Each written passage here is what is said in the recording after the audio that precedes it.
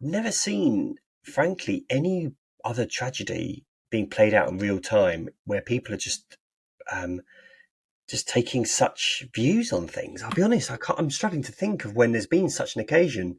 But it's just, again, as you said, people with political views on things and about them being rich and reckless. And I thought the one post that kind of summed up for me the thinking on this was from Richard Bacon, the TV presenter. We'll show it on screen if you're watching on video, Mm. where he says, in response to someone who was talking about the political views and the fact that these people are rich. He said, no, stop it. It's totally legitimate to say it's mad we don't put this empathy onto migrant boats. Totally legitimate. But don't dehumanise these people. There's a kid on there who's a student in Glasgow. Today his mum lost him and her husband after awful hours of false hope. I think it's really important to kind of try and get some perspective on all of this, and that's what's lost.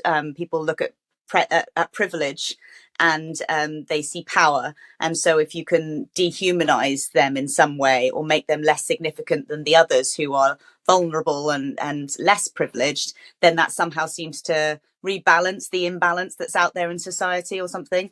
But at the end of the day, there are 5 people who've lost their lives. There are 5 families who are mourning. And you've mentioned before about how, it didn't seem like normal behaviour, the fact that this kid had gone off to a concert or something.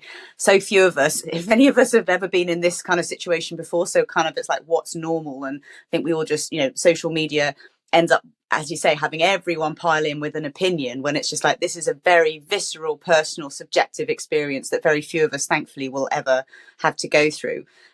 So the social media sadly doesn't leave much room for nuance. It's very kind of like polarizing and binary. It's like this or that. But as you say, it's been one of those stories that has gripped all of us because it's playing out in real time, and we're seeing all of these emotions and opinions happening in real time. And this story, will still kind of run for a long time.